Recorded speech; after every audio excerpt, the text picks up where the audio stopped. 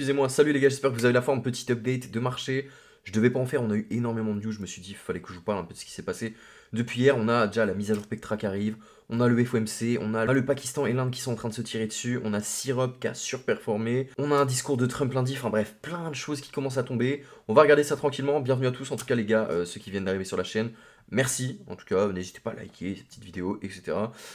Cette semaine, bon, vous voyez, vous êtes au courant, Syrup qui a super bien performé. Nous, on vous le pousse depuis un sacré moment, Syrup. Donc, je suis dessus là en daily. Les gars, on avait dit. Période de distribution, accumulation. J'ai dit là, normalement, le prix d'entrée moyen, il devait être sur les bornes basses de toute façon. Donc, Syrup, on va prendre les bornes basses ici. On est quasiment à 200%. Donc, moi, j'avais mis 210% à l'ATH, les gars. Et là, on avait des signaux d'essoufflement au niveau du RSI. Donc, en tout cas, félicitations à ceux qui sont rentrés sur Syrup. Je dis pas que c'est fini, je dis que de toute façon, là, fallait prendre des profits, les gars. On a eu une impulsion, listing sur Binance, c'était important en plus. 200%, c'est énorme, les gars, et je sais qu'il y en a beaucoup qui sont un peu déçus. Encore une fois, c'est votre allocation que vous avez mis sur l'asset qui est important. Et je pense que les gens se sont trop rentrés dans le crâne le fait que les altcoins, ça faisait x15. Non, les gars, 200% sur un actif, c'est énorme. C'est vraiment énorme. Il faut pas négliger ça. Donc, essayez de vous payer aussi un peu. C'est super important. De toute façon, l'asset en lui-même, il est encore sous-valorisé. Ne l'oubliez pas. De toute façon, TVL en augmentation. Market cap qui gonfle petit à petit, mais il y a encore un gap énorme entre les deux. Pour moi, l'asset est complètement sous-évalué. Mais là, de toute façon, vous êtes au courant de mes performances. Moi, je montre pas ça. Je montre ça sur Insta. J'ai fait une story, je vous montre les performances que j'ai fait dans la story. Si vous voulez les voir, n'hésitez pas. Je reste transparent sur ce que je fais, ce que je gagne, ce que je perds. Syrup, ça m'a fait gagner pas mal, honnêtement. Beaucoup, ou même pour un seul actif, honnêtement. Je pense, honnêtement, vu la config actuelle, l'overlap plus l'imbalance qu'on a ici, les 0,19, 0,18, 0,17, tous ces niveaux-là, là, ici, je pense que c'est à revenir bosser sur Syrup. Voilà les gars, en tout cas, GG à vous si vous êtes rentrés sur le projet. Donc moi, je patienterai avant de réinjecter, et ceux qui ont un Moonbag, laissez-le tourner. Parce que là, votre prix d'entrée moyen, de toute façon, doit être positif. Donc voilà, félicitations les gars. Sinon, au niveau du mois, là, je suis dans le top 200. Alors attendez, je vais mettre dans le top 100. On voit quand même qu'on reprend un peu de couleur. On repasse en positif sur les altcoins. Est-ce que c'est signe d'une all season? Pas du tout. Pas du tout, vraiment pas. On va regarder de toute façon les métriques juste après, mais on n'a pas vraiment de signaux majeurs. Juste un petit regain sur les altcoins. Et là, suite à l'impulsion de Bitcoin qu'on a eu sur Bitcoin, on fait attention parce que n'oubliez pas, on a le FOMC qui tombe. Cette semaine, voilà, on a communiqué FOMC, décision de la Fed sur les taux d'intérêt, conférence de presse du FOMC. Il n'y aura pas de baisse de taux aujourd'hui, je préfère vous l'annoncer, je pense que de toute façon c'est pricé. Le Bitcoin va sûrement retracer, c'est tout le temps la même chose de toute façon. On a une imbalance, un gap, une overlap, exactement la même configuration sur Bitcoin que sur les altcoins. Pour moi, on a tout intérêt à venir chercher ces bornes-là. Ces bornes-là ici, au niveau des 95. Déjà à court terme, après en daily, ça ne bouge pas. Mon niveau avec les clusters plus bas, aux 88 000, voilà, c'est les niveaux que je surveille.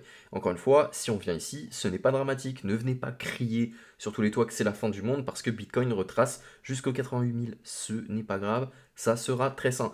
Si on regarde en plus au niveau des clusters de liquidité, on a quand même, je vais me mettre sur une autre time frame, des niveaux à venir chercher. C'est des petits clusters de liquidité à prendre en compte, mais je pense qu'honnêtement, c'est à venir bosser complètement. On a des ordres ici, il y a des gens qui se sont positionnés, faut venir les liquider vulgairement. Voilà les gars à ce niveau-là. Au niveau des news, faut qu'on en parle aussi du Pakistan et de l'Inde. Le Pakistan déclare avoir été attaqué par l'Inde, l'aide des missiles des pays envisage déjà une riposte, pendant que l'Inde déclare avoir fait preuve d'une grande retenue sur les choix des méthodes d'exécution. Je sais pas où ça va, je sais pas c'est quoi le conflit, apparemment ça dure depuis longtemps ça aussi.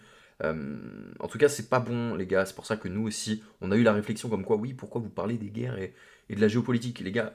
La géopolitique, la politique, les guerres, ça impacte les marchés financiers, donc le marché de la crypto. Donc c'est important de regarder aussi ce qui se fait à ce niveau-là. Là, on va attendre l'ouverture à 15h30. C'est pas ce qui va se passer, honnêtement. Mais on voit qu'on est vraiment dans un contexte incertain. On fait beaucoup de bruit. Maintenant, je me dis que ça reste des guerres médiatiques, tout ça. Je sais pas comment c'est sur place, on a juste des vidéos. Je suis pas en train de dire que c'est des vidéos fake, pas du tout. Je pense qu'il y a vraiment des guerres. Juste, je suis en train de surenchérir le fait que les guerres ont un réel impact sur les marchés financiers. Je pense que de toute façon, le réel problème, ça sera la récession. Maintenant, les guerres, faut pas juste que ça prenne une ampleur incroyable. Là, c'est des missiles qui s'envoient sur la gueule. J'ai l'impression que maintenant, c'est quotidien. C'est la norme, maintenant, on se tire des missiles sur la gueule. On est en train de raser des pays. Enfin, vous voyez de quoi je veux parler. Je vais pas m'étaler sur le sujet, mais je pense qu'il y a des choses qui ne doivent pas être faites, honnêtement. Je suis pas en train de prendre parti. Je sors pas mon petit drapeau dans la rue en criant. C'est pas ça que je suis en train de faire. Surtout qu'il faut que ça ait un vrai intérêt. Encore une fois, gueuler derrière les réseaux et aller manifester dans les rues, ça n'a pas grand sens. Si vous voulez mobiliser les troupes, il faut vraiment créer quelque chose de concret. Essayer de fédérer des gens, créer des choses, et puis essayer de faire du meilleur marketing, parce que oui, ce n'est pas normal ce qui est en train de se passer. Et que ce soit Pakistan, Inde, Israël, Palestine, partout, la guerre, ça ne devrait pas exister tout simplement, même si ça profite à certaines personnes. Et encore une fois, vous êtes sur les marchés financiers, les gars, et vous savez que bah, y a des gens qui font de l'argent sur les guerres, c'est tout le temps la même chose. Il y a des gens qui s'enrichissent pendant que d'autres s'appauvrissent, c'est les failles du capitalisme actuel, et qu'est-ce que vous voulez de toute façon? En vrai, c'est compliqué de changer les choses. Parfois, je vois plus ça comme de l'incitation que de la revendication. C'est assez mal tourné. Personne n'a la main là-dessus, de toute façon, on gère pas grand-chose, donc en tout cas, les guerres, il faut regarder ça de près, hein. Ça nous impacte nous, parce que oui, on est égoïste, on pense à notre petit portefeuille, notre argent, on veut que ça se passe bien notre petite vie, parce que de toute façon, le monde est foutu, on est drivé par l'argent, et ça sera ça jusqu'à la fin, et qu'il y ait des guerres ou pas, les gens s'en tapent royalement. À l'exception de certaines personnes, mais en fait, tant que ça ne nous impacte pas, tout le monde s'en tape. Et c'est une réalité, hein. Tant qu'il n'y a pas de missiles qui arrivent en France, les gens s'en branlent. Bref, on va pas s'étaler sur ce sujet. Donc au niveau des news, vous voyez, hein, de toute façon, pas mal de data. Si vous voulez voir toutes les news en temps réel, on a créé une application totalement gratuite, hein. Vous aurez accès à énormément de choses, update marché, vous pourrez regarder un peu ce qui se passe. Moi, je vous fais des petits posts parfois pour voir un peu ce qui se fait sur le marché. On a de la formation gratuite, profil d'investisseur, outils indispensables, etc. N'hésitez pas à aller voir de toute façon. Comme ça, au moins, vous pourrez avoir tout centralisé en une seule application. Vous avez un canal public aussi, si vous avez des questions, on est là, on vous répond, on essaye d'être actif le plus souvent possible, les gars. Et aussi, on a la mise à jour Pectra. Alors, est-ce que j'avais fait le petit texte Pectra? Ouais. Hop, on a la mise à jour Pectra, je vous en avais déjà parlé, donc ça peut être positif pour Ethereum.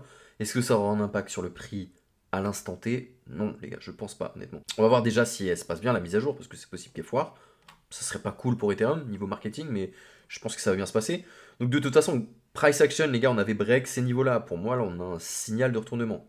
Pas clair, pas de validation, mais en termes de price action, ça reste assez clair. Donc, vulgairement, la mise à jour Pectra, est-ce que je peux vous agrandir ça? Hop, voilà. Donc c'est une des plus grosses évolutions du réseau avec 11 nouvelles améliorations. EIP, on appelle ça des EIP, il y en a eu plein de EIP qui sont passés avant. On a les roll-ups qui deviennent 2 fois plus efficaces grâce aux blobs, qui rajoutent des blobs, on en a 6 je crois maintenant. On finit les approbations manuelles pour chaque jeton grâce aux transactions groupées. Les portefeuilles intelligents améliorent l'expérience utilisateur. Amélioration de la scalabilité du réseau. Moins de frais de gaz, c'est ce qu'on veut de toute façon. Le seul problème d'Ether, c'est les frais de gaz. En bull run, encore une fois, ça profite pas aux petites mains, ceux qui n'ont pas d'argent, c'est pas profitable, parce que les frais de gaz en bull run, c'est souvent 200, 300. Si vous avez un petit portefeuille, c'est pas fou honnêtement. Pour les gros portefeuilles, on s'en tape royalement. S'il y a des mecs qui poussent les 500 000, 600 000, 700 000, voilà, les frais de gaz, on s'en fout un petit peu. Pour les petits portefeuilles, c'est un peu plus chiant. Donc voilà les gars, on va surveiller ça de près. On a une news, je vais aller sur Twitter rapidement.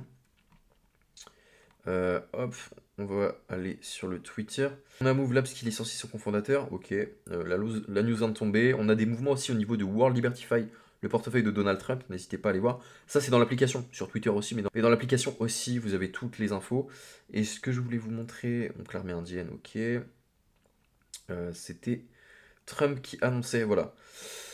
On a Trump qui déclare qu'une grande annonce sera faite lundi. Est-ce qu'on s'attend à quelque chose? Non, les gars.